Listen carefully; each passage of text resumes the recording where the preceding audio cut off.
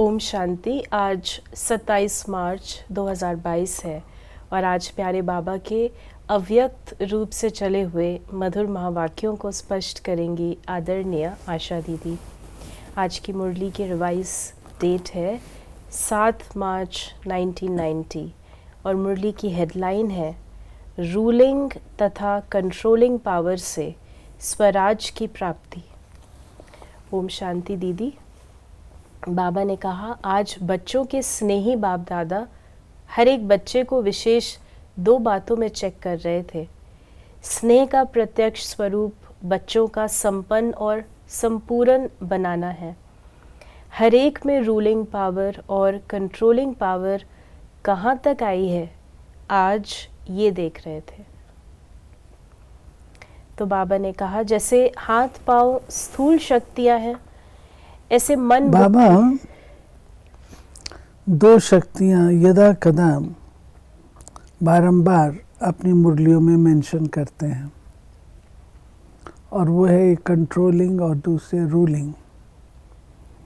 और बच्चों को संपूर्ण बनाने में, संपन्न बनाने में बाबा कहते 2 शक्तियाँ कार्य करती हैं। ये मनन का विषय है कि कैसे संपूर्ण और संपन्न बनने में ये शक्तियाँ काम करें। जैसे हाथ पांव स्थूल शक्तियां हैं, ऐसे मन बुद्धि संस्कार आत्मा की सूक्ष्म शक्तियां हैं। सूक्ष्म शक्तियों के ऊपर कंट्रोल करने की पावर अर्थात मन बुद्धि को संस्कारों को जब चाहें जहाँ चाहें जैसे चाहें जितना समय चाहें ऐसे कंट्रोलिंग पावर रूलिंग पावर आई है, क्योंकि इस ब्राह्मण जीवन में मास्टर ऑलमाइटी अथॉरिटी बनते हो। इस समय की प्राप्ति सारा कल्प राज्य रूप और पुजारी के रूप में चलती है। फिर बाबा ने हम बच्चों को कहा कि भक्ति में भी श्रेष्ठ आत्मा की मन बुद्धि संस्कारों के ऊपर कंट्रोलिंग पावर रहती है। भक्तों में भी नंबरवार शक्तिशाली भक्त बनते हैं, अर्थात जिस इष्ट की भक्ति करने चाहें, जितना समय चाहें, जिस विधि से करने चाहें, ऐसी भक्ति का फल भक्ति की विधि प्रमाण संतुष्टता एकाग्रता शक्ति और खुशी को प्राप्त करते हैं। लेकिन राज्य पद और भक्ति के शक्ति की प्राप्ति का आधार ये ब्राह्मण जन्म है। ये इम्पोर्टेंट है कि जो राज्य पद है और भक्ति मार्ग में जो पुजारी वो स्वरूप है, उसका आधार वर्तमान है।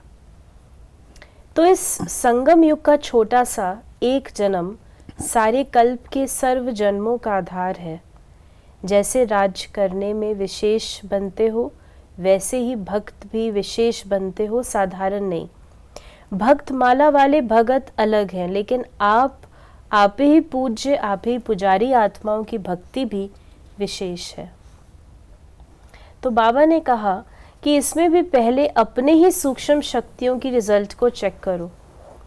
मन बुद्धि संस्कार पर कंट्रोल हो तो इसको ही स्वराज अधिकारी कहा जाता है। तो ये सूक्ष्म शक्तियां ही स्थूल कर्मेंद्रियों को संयम और नियम में चला सकती हैं। तो बाबा ने कहा कि रिजल्ट क्या देखी, जब जहां और जैसे इन तीनों बातों में अभी यथाशक्ति है। सर्वशक्ति नहीं है, लेकिन यथाशक्ति है, जिसको डबल विदेशी अपनी भाषा में समथिंग अक्षर यूज करते हैं। तो इसको ऑलमाइटी अथॉरिटी कहेंगे। माइटी तो है, लेकिन ऑल है। वास्तव में इसको ही ब्राह्मण ये है। बाबा अटेंशन बारीक बातों पे, सूक्ष्म बातों पे दिला रहे। सर्वशक्तिमान है, शक्तिवान तो है लेकिन सर्वशक्तिवान है, ऑल माइटी है। तो बाबा ने कहा कि वास्तव में इसको ही ब्राह्मण जीवन का फाउंडेशन कहा जाता है, जिसका जितना स्व पर राज्य है, अर्थात स्व को चलने और सर्व को चलाने की विधि आती है, वही आगे नंबर आगे लेता है। इस फाउंडेशन में अगर यथाशक्ति है तो ऑलमाइटी नंबर पीछे हो जाते हैं। जिसको स्वयं चलाने और चलना आता है, जिसको स्वयं को चलाने और चलने आता है, वो दूसरों को भी सहज चला सकता है, अर्थात हैंडलिंग पावर आ जाती है। सिर्फ दूसरे को हैंडल करने के लिए हैंडलिंग पावर नहीं चाहिए। जो अपनी सूक्ष्म शक्तियों को हैंडल कर सकता है, वो दूसरों को भी हैंडल कर सकता है। मतलब बाबा कहते हैं हैंडलिंग पावर से प्राय लेते हैं कि भाई हमें दूसरों को हैंडल करना है, दूसरों को नहीं, लेकिन अपनी सूक्ष्म शक्तियों को हैंडल कर सके, जब चाहे, जहाँ चाहे, जैसे चाहे उनको लगा सके, वो चाहिए। तो स्व के ऊपर कंट्रोलिंग पावर, रूलिंग पावर सर्व के लिए यथार्थ हैंडलिंग पावर बन जाती है।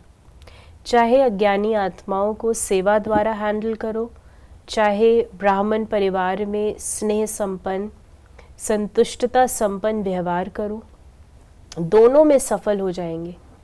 क्योंकि कई बच्चे ऐसे हैं जो बाप को जानना, बाप का बनना और बाप से प्रीत की रीत निभाना ये बहुत सहज अनुभव करते हैं, लेकिन सभी ब्राह्मणों से चलना इसमें समथिंग कहते हैं। ये बाबा बच्चों की जनरल कंप्लेंट है।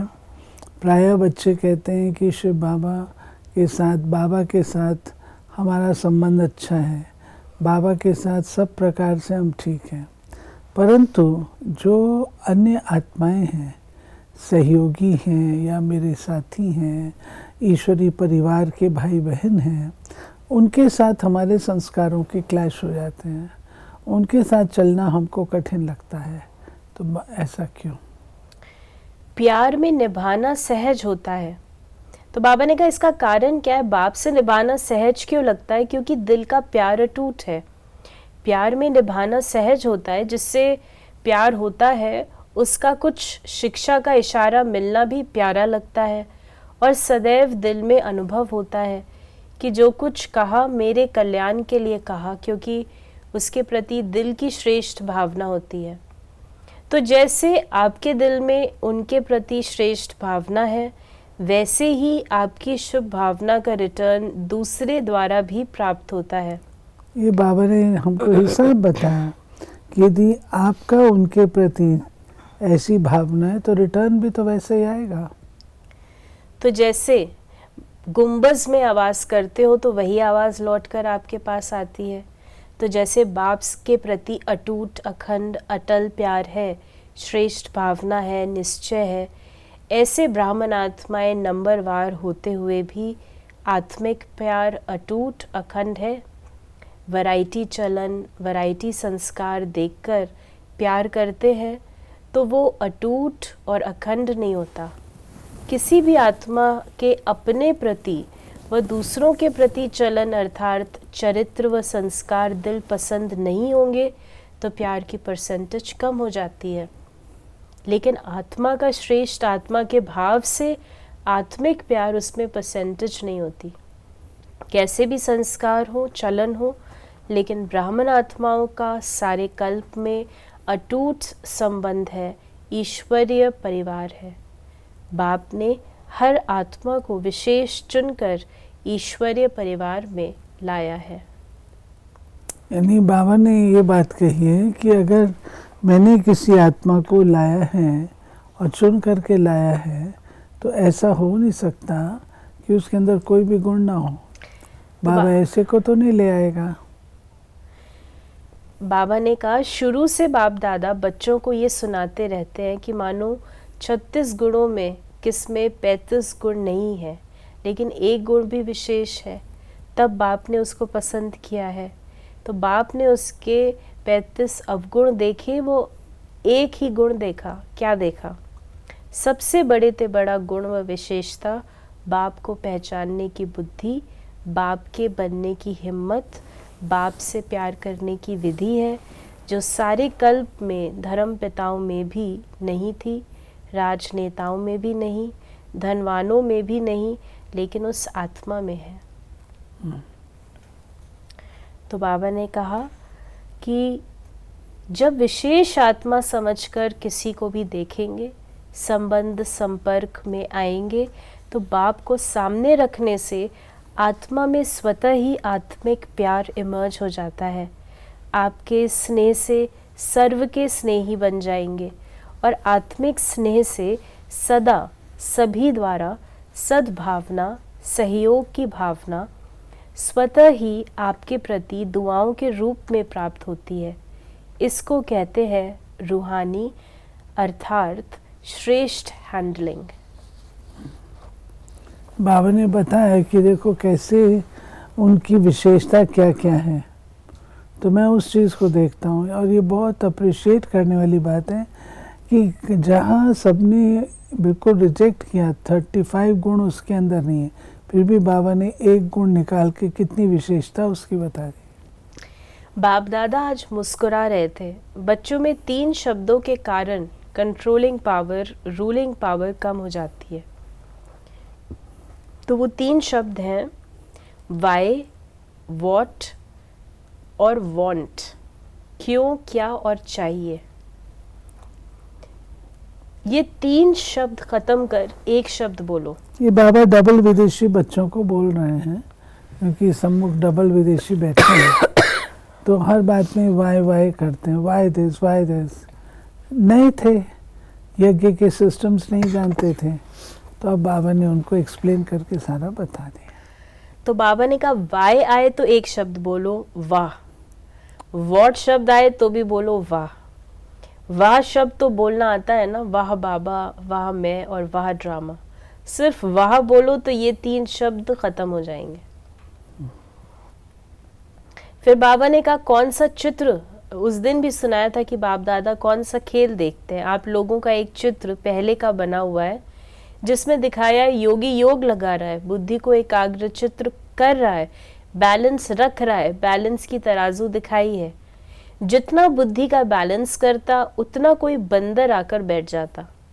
इन तीनों बातों के बंदर आ जाते हैं तो बैलेंस क्या होगा, हलचल हो जाएगी, बैलेंस नहीं रहेगा।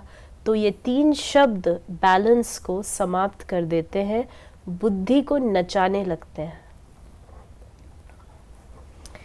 तो बाबा ने हम बच्चों को बहुत सुंदर रीति से बताया। बाबा ने कहा विजयी रतन प्यार के धागे के बीच से निकल नहीं सकते, इसलिए कभी भी किसी भी बात में, किसी स्थान में, किसी सेवा से, किसी साथी से किनारा करके अपनी अवस्था को अच्छा बना के दिखाऊं, ये संकल्प नहीं करना। कहते हैं ना, हम इसके साथ नहीं चल सकते, उसके साथ चलेंगे।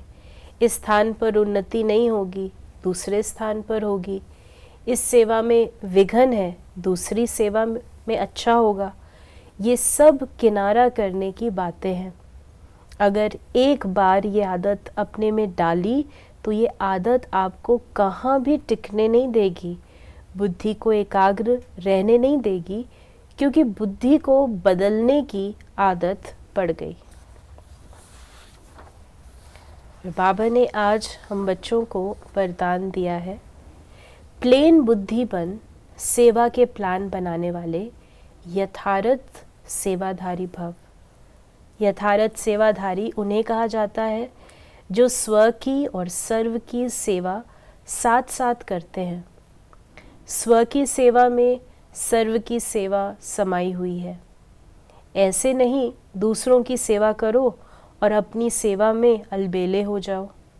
सेवा में सेवा और योग दोनों ही साथ साथ हो। इसके लिए प्लेन बुद्धि बनकर सेवा के प्लान बनाओ।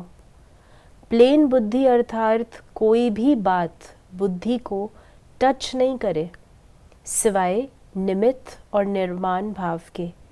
हद का नाम, हद का मान नहीं, लेकिन निर्माण, यही शुभ भावना और शुभ कामना का बीज है। स्लोगन है आज का, ज्ञान दान के साथ साथ गुणदान करो तो सफलता मिलती रहेगी। ज्ञान दान का, गुण दान का। तो ये थे बाबा के आज के महावाक्यों का स्पष्टीकरण। यदि आपके मन में कोई भी सवाल है तो मैसेज या व्हाट्सएप करें 8826599309 पर। ओम शांति।